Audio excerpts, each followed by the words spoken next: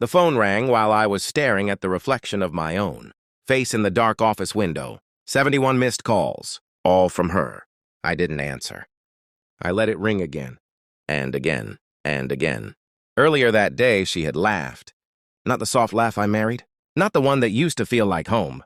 This one was sharp, hollow, practiced. "Don't be dramatic," she said, leaning against my desk like she owned it. "It was just a business arrangement." Business. I remember nodding slowly, as if I understood, as if something inside me hadn't just collapsed in complete silence. My boss stood behind her, hands in his pockets, relaxed, confident, like a man who had already won.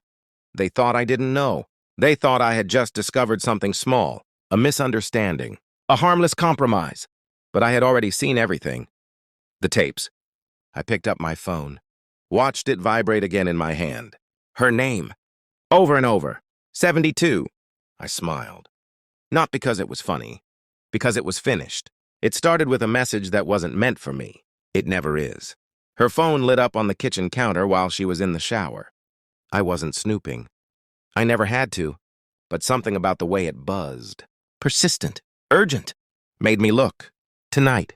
Same place. He's getting suspicious. No name. No emojis. No softness. Just efficiency. I remember standing there reading it twice, 3 times, then placing the phone back exactly where it was. I didn't confront her. Didn't ask questions. I just watched. The late nights started making sense. The sudden interest in my work. The subtle questions about contracts, clients, internal strategies. She wasn't just cheating. She was extracting. And my boss, he began promoting me faster than I deserved, praising me publicly, trusting me with sensitive information. At first, I thought I was finally being seen. Now I understood. I was being used. Every word I spoke at home, every frustration, every confidential detail was being delivered to him. Through her, I didn't feel anger.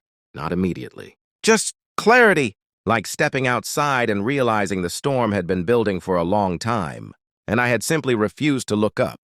I didn't change. That was the key. I kept smiling, kept sharing, fed them exactly what they expected. But I adjusted the details. Small things at first. Incorrect timelines. Minor misdirections. Nothing obvious. Nothing reckless. Just enough. Then I started digging. Phone records. Location history. She wasn't even careful. Same hotel. Same nights. Same room number. Predictable. I accessed the company's internal logs next.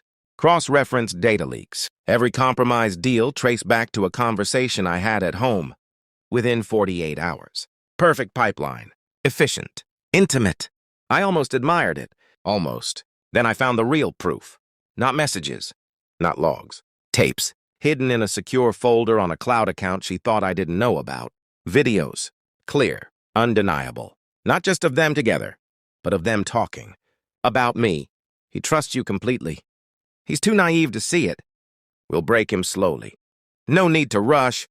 I watched it all without blinking, without reacting, until the end, where she leaned in close to him and whispered, "Once he's out, everything he built is yours." I paused the video, sat there in silence, and felt something inside me settle, not break, settle, like a decision had finally been made. I invited them both to my office, casual, unassuming. She walked in first, confident, smiling. He followed. Relaxed, I handed them each a glass of water, then placed a small tablet on the desk. "Watch," I said. Nothing more. The video played. Their faces changed slowly. Recognition, confusion, then fear. She stood up first. "Where did you get—" I raised a hand. She stopped. He didn't speak.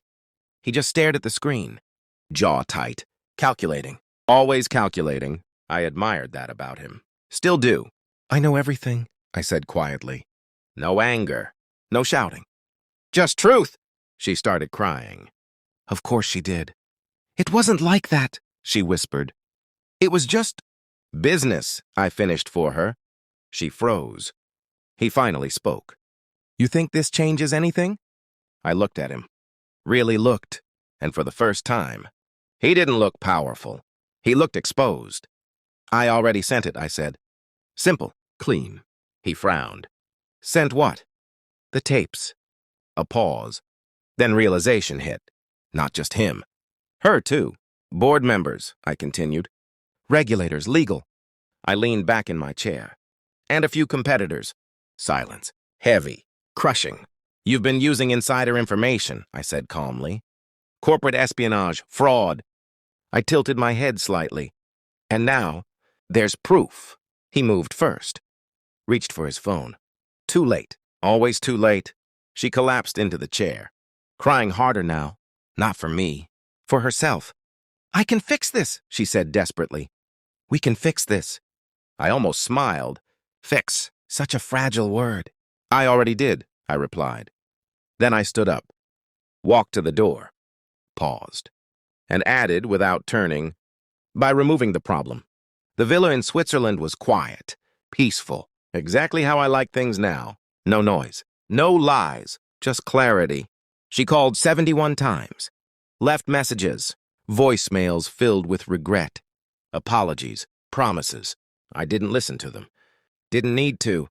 I had already heard everything that mattered. The company collapsed within weeks. Investigations, charges. My boss lost everything. Reputation, power, control. And her, she lost access. To me, which in the end was the only thing she ever really needed. The last message she sent was simple. Please, I just want another chance. I stared at it for a long time. Then deleted it. No anger, no hesitation. Just absence. Because the truth is, I didn't destroy them. I just stopped protecting them.